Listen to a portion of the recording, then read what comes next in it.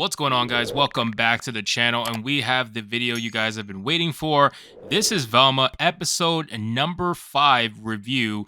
I know you guys have been waiting for this one as much as I've been waiting to basically die at this point, because this TV show is not exactly the most fun show to watch, but I do enjoy absolutely trashing this show because it deserves it in every way possible. So with that being said, strap in. You guys know what to do already. You guys have been amazing with me with the reviews. You've been giving me a long view duration. I appreciate it. It really helps fight the YouTube algorithm. So I'm going to ask you to do so again, with the only other stipulation being, please make sure to check out our live stream this Saturday at 8 p.m. Eastern Standard Time. We live stream every single Saturday. It's called Saturday Night Hypnosis. It's a show that we do at 8 p.m. Eastern. So please, if you're watching this review and you want to check us out live as we talk about this live, please check us out 8 p.m. Eastern Standard Time this Saturday coming up on the 28th. Now, with that being said, let's get into episode 5 for Velma. Now, if you guys forgot where we last left off, Velma basically had her girl boss moment, and it allowed her to reject Fred after Fred became a hardcore male feminist after reading the feminist book that Velma gave him. That's where we last left off. It was just complete nonsense, but they wanted to give Velma her girl boss moment, and they did. So now with this scene, it's ironic because Velma is talking about how it feels when you text friends and they don't respond. The irony behind this, and I'm sure they implied this, is that Velma's texting Norville because she's been having nonstop panic attacks and visions, and they've been ramping up as time goes on to the point where she can't even look at her murder mystery board that's up here in the corner. If you guys can see my mouse up there, she's having nonstop panic attacks, but Norville is ignoring her now because he is now dating Gigi, which is just ironic because, once again, Velma was that person who would completely laugh at Norville, would just basically make fun of him, would abuse him every way she could, and just get him to do everything that she wanted him to do without giving him anything. It's typical things that you would see. And now that Norville's found somebody else, all of a sudden she is completely panicking. It's hilarious. Look at these texts that she sent. Text me back now, ? Hello, you better be dead. She's spam texting Norville and saying he's a bad friend because he's not texting back, which is just, it's right on the nose for the hilarity behind it. Like I said, I'm going to give them the benefit of the doubt and say that they are self-aware at this point about what they're trying to portray, but it's pretty funny. Let me play the clip. I can't play it for too long because obviously for copyright, I've been dealing with that issue since episode 4, but let me play it for you. Okay, so you know that thing when you text your friends and they don't text you back, so it feels like you're gonna die? Well, if my friend didn't text me back, I actually was going to die. So yeah, it's pretty cringy, and it's just right on the nose with what you would expect from someone who acts like Velma, because people who act like this Velma definitely think this way. They think that their text messages, their phone calls are the most important things in the world, and if you don't answer them back quickly, you're not a real friend. But then if you text them, if you call them wanting them to answer back quickly, they'll tell you to basically go F off and wait your turn. That's essentially how she thinks. So anyway, she ends up thinking about contacting Daphne, but unfortunately she doesn't want to do so because contacting Daphne would make her have to confront her feelings for Daphne, and she just doesn't want to deal with it at the time. After which she continues to keep spam texting Norville. So then we get to this scene where Velma is talking to her dad, and she says this. Dad, I need a ride to school. Norville's MIA, and my walking pace attracts vultures. So, yeah, essentially she's saying that she wants to contact Norville because Norville is basically MIA. She thinks he's dead. Obviously, he's not dead. He's just dating Gigi, and Gigi has all of his attention. So the father ends up making a social media joke about the girlfriend that he's dating who he got impregnated, saying that they're going to do an after baby postpartum photo shoot, whatever the hell that is. Very strange. And Velma basically says that, why are you going to leave me alone in the house that when there's a murderer on the loose? And I thought the father was going to say, well, you're ugly, so you're safe. You know what I mean? Like, that's the whole thing they've been saying for who knows how long, but they didn't say that. He just kind of like brushed it off and said, you're going to be fine. Don't worry about it. Now, here's the crazy thing. She accuses Norville of abandoning her at her lowest moment, which I think is just spot on for feminism, man. Like, they just really think it's all about them. Check what she has to say. Tonight.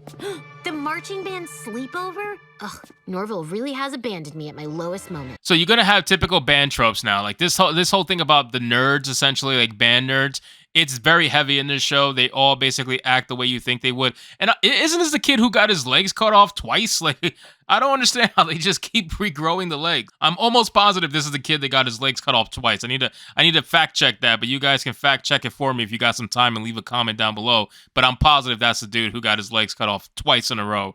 So apparently his legs are perfectly fine, and now he's playing in the band again. Then the mayor and the sheriff end up making an announcement over the loudspeaker, and I think it's pretty funny because they're basically spot on the nose again with typical progressive left-wing tropes or woke tropes or whatever you want to call them. They're pretty spot on with it. Check it out. Everybody, listen up. We just learned someone somewhere is being intolerant.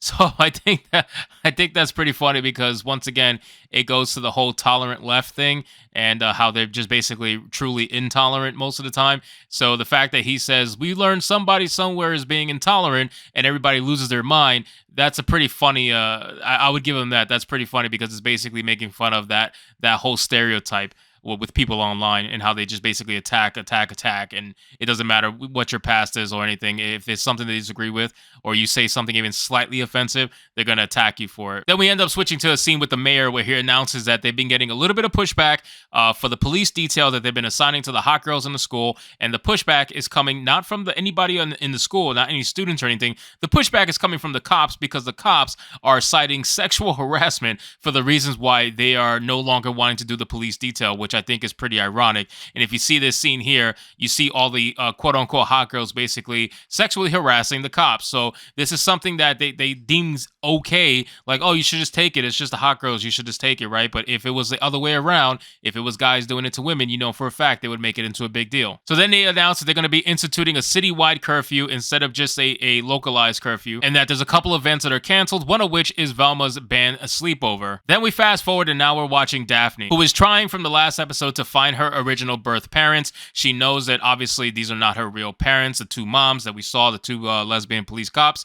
And she ends up going back to the crystal mines, and when she does, she gets abducted. Check this out.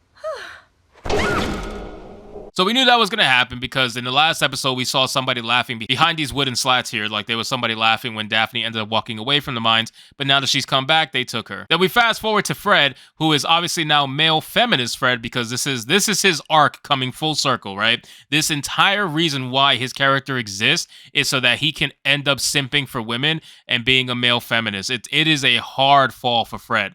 And if you look at his shirt, it says female body inspector. That was his original shirt. Now he crossed it out and he put female mind inspector. It's literally like he's doing this entire thing because he's trying to win over Velma's love. He's trying to win over Velma's heart, which I think it's really funny and not in a way that's positive for the show. I think it's really just like stupid. So then Fred ends up saying that his house was previously owned by a scientist called Dr. Edna Perdue, who died in the Crystal Cove Insane Asylum after doing supposedly, whatever kind of experimentation. And she says she has to find Norville. So she's on this constant quest to find Norville because now all of a sudden she needs him, and that's why it's important, because Velma needs him. All of a sudden everybody's got to drop what they're doing, and Norville's got to do whatever she says because she feels like she has control over Norville, of course. Then she walks in and she ends up finding Norville with Gigi looking like this. And your girlfriend is Gigi? Damn, this makes me think I could bag Don Lemon. Yeah, the jokes are just they're I can't even fake laugh at this point because the jokes are really, really bad. They're really bad. They always fall flat. It's very just dry humor, and it's not interesting, unfortunately. So Gigi ends up saying that it's because of Velma that gave her the confidence that she felt like she could be artsy hot that she ended up going for Norville. Velma pretends like she's excited for Gigi and Norville when we all know for a fact she's not. And she makes it about herself yet again. Check this out. Dad? No, I'm so excited. Now you have Gigi to talk about boring stuff like your swords and feelings. So when we're together, we can focus solely on finding my mom. So once again, like I said, she literally makes it about herself. It's a typical feminist thing.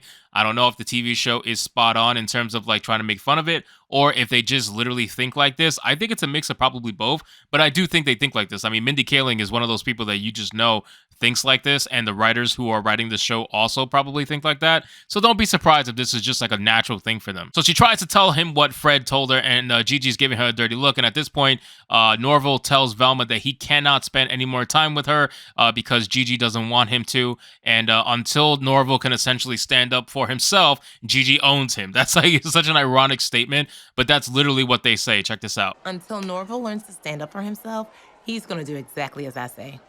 I see. So it's two girls who think they own Norville fighting over each other, trying to see who owns Norville better. It's one of those things. Velma ends up walking away and says that Fred can help her not hallucinate and by making her laugh, and that ends up failing miserably. And then we fast forward to Daphne, who now is surrounded by two very strange looking figures who essentially end up telling her that they are her parents. Check this out. You weren't abandoned, Daphne. Your mom stole you from us. What? No, they didn't. So apparently the two lesbian moms stole Daphne from her original parents, which I find to be very interesting considering they are police. So they tell Daphne to go investigate if they don't believe that they're her actual parents. And then we fast forward here and we have the sheriff passing by Fred and Velma, who are trying to go to a historical museum. Check this out, because of course they need to make Fred look as stupid as possible. Look what he says about this museum. So we're going to the Hysterical Society? Then why will you need my help making you laugh? It's historical society. So of course they have to make him sound so stupid.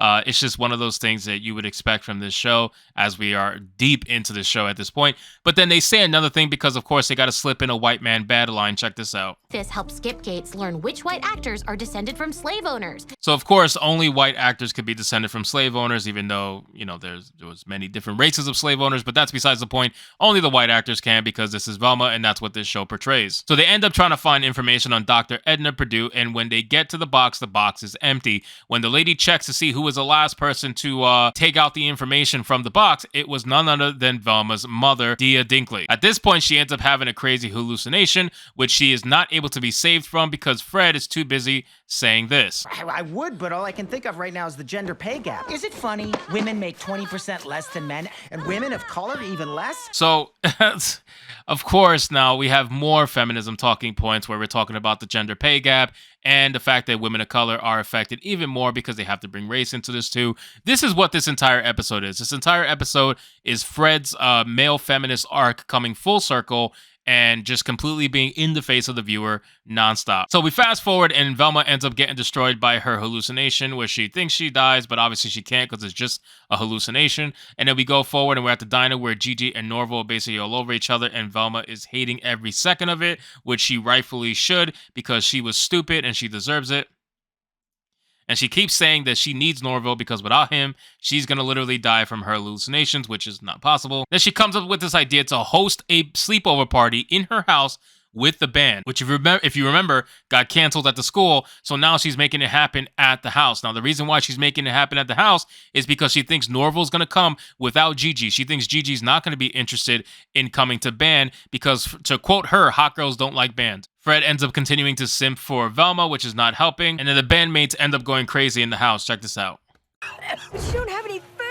And a marching band sleepover without food is like a theater sleepover without horny undertones. Yeah, it's bad. The tropes are really, really, really bad. So then we fast forward and we see Daphne researching the crystal mines and the history of it and who actually worked there, who participated in it, what they were about. And she ends up finding out more information about the gang and that they were just suddenly fired at one point just for no reason. And after they were fired, they were in charge of conducting robberies. They were actually doing robberies after they were fired, and they became a legitimate gang. Check this out. To travel beneath the streets of Crystal Cove, conducting robberies for years undetected. So she's starting to wonder if her original parents are criminals, which is why maybe her foster parents ended up stealing her away. And then she makes a joke about Velma. Check this out. I'm a villain. No wonder I'm attracted to a girl who looks like a little henchman.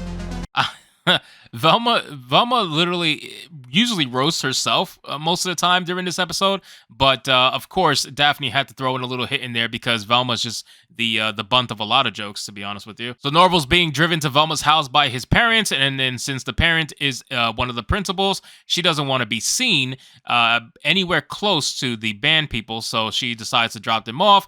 Or drop Norval off a block away, and he walks to the house. Then they make a joke about, having a night to themselves. Daphne ends up walking into the house, and she says this. Hey, have you guys never seen a girl before? You're pitching tense like I'm launching a sneaker line. So, again, the stereotypes that they have against certain people, especially since a lot of these band people are white people, it doesn't surprise me that they're doing a lot of these jokes because it's the easy joke to make, right? It's the jokes that are allowed to be made because that's just the way it is. It's convenient. So she ends up telling Norval that she may have found her birth parents, of which Norval is completely down to help, but then Velma interjects and steals Norval because, once again, she has to have complete control over Norval. Now look what she says. For some reason, you've chosen Gigi, a beautiful girl who puts out, over your angry friend, but I have a clue about my mom, and I can't research it without you. So she wants to make it all about herself, of which, of course, Norval is going to end up giving in and saying yes, and then when he does, Gigi ends up coming in because she wants to show up because she is actually a band person. She ends up playing the flute, ironically the same as Velma, which I'm sure was planned. So Velma is pissed that Gigi's there, and they end up having a little bit of a show off to see who is the better player at the flute. But when they both play, they are both equally terrible, but somehow, some way, Gigi ends up winning the flute off, and she gets to stay at the party because of it. So Fred ends up getting food for the sleepover, and he makes another joke at Velma's expense, while also at the same time simping for her. Check this out. I'm trying to impress a very smart, very stout young woman. So when I say quadruple meat, I mean quadruple meat. Unbelievable. Like I can't even begin to say how many times they've called Velma fat in this series, but we're gonna continue. So Velma confronts Gigi yet again in the bathroom, and she begs her to let her have time with Norval because she's so unbelievably desperate apparently now at this point. So you don't really see what happens after that. Then you go with Daphne where they talk about the curfew and she's stuck inside, and she confronts her parents, I should say her foster parents, about her birth parents. Check this out. Actually, I was hoping we could talk about the story of my adoption. You wrapped in a blanket in the middle of a cornfield. Right. So obviously it's heavily rehearsed, and they essentially are telling the same story of Superman's origin story, which Daphne catches on to, and they both try to pretend that they're not doing that, but then when you look in the background, they have nothing but Superman memorabilia, which is obviously a little bit of a hint that they are completely lying. You guys can see it there in the corner. So Daphne catches on to that, and then it fast forwards back to Velma and Gigi in the bathroom, where she's trying to say that she wants to share Norval, and she wants to get him for essentially 29 days out of the 30 days in a month, which Gigi is like, absolutely not. But then she ends up saying that she knows something that she promised Norval that she would not tell Velma. Velma ends up getting it out of her, and what we come to find out is that Dr. Edna Purdue is Norval's grandmother, ironically.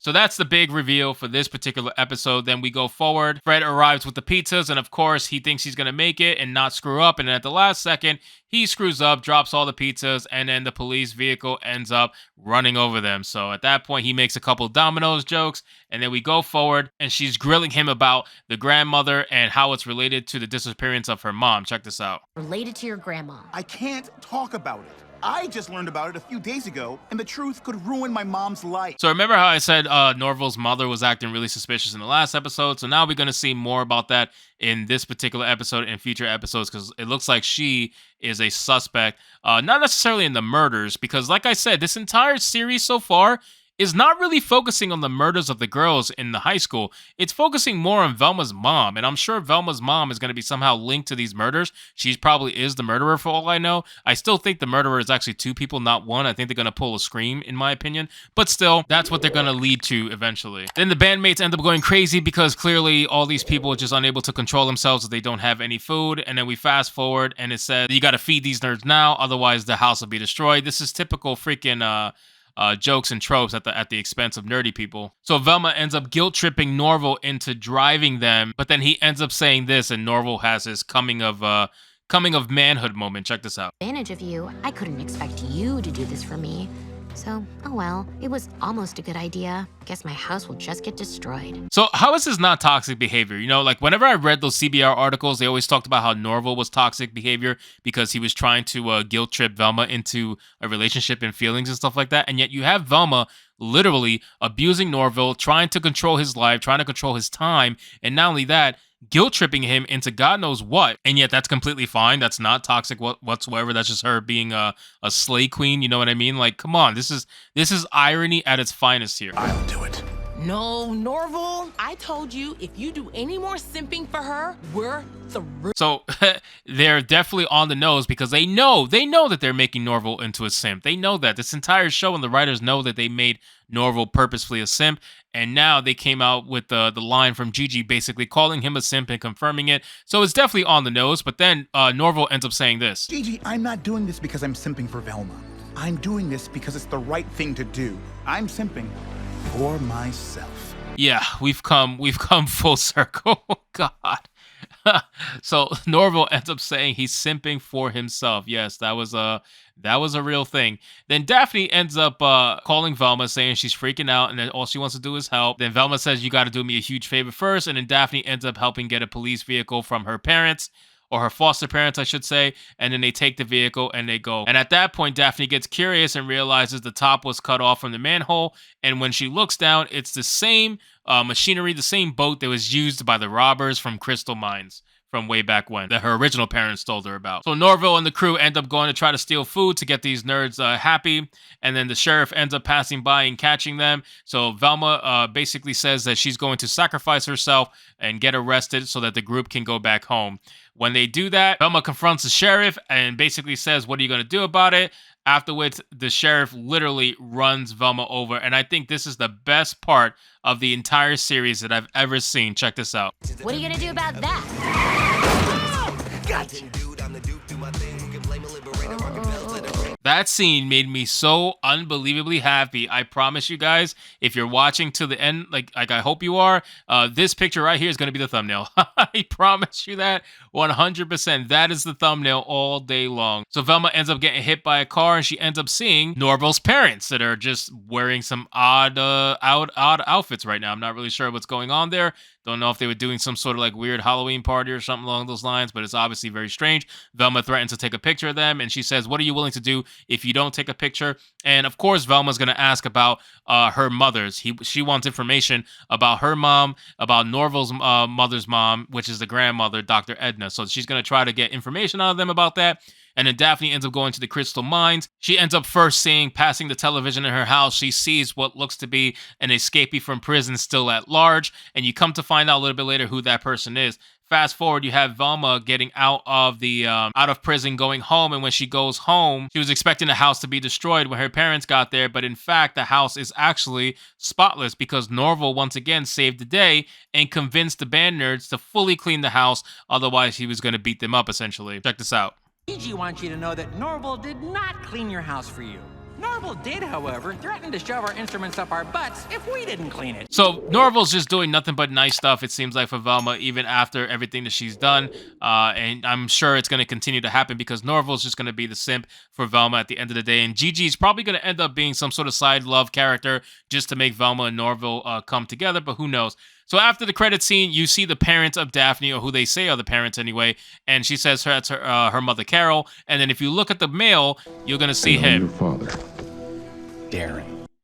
The guy's name is Darren, and that's the guy who was on the TV, who is a prison escapee who's still at large. And that's just how the episode ends, guys. So I think this episode is pretty terrible, like all of them. I think I laughed at maybe one joke, and I'll probably give the TV show an extra point simply because they ran over Velma with a car, and I found enjoyment in that. So I think for Velma episode number 5, I'm going to score this episode 1.5 out of 10. I think that's pretty fair, with a point to a point and a half being simply because they hit Velma with a car, and I thoroughly enjoyed that part. So anyway, guys, thank you so much for watching this video. I hope you did enjoy it. If you did, consider leaving me a subscribe. I would greatly appreciate it. Don't forget to like the video, comment, let me know what you thought, and I'll see you guys on the next one. Hypnotic out.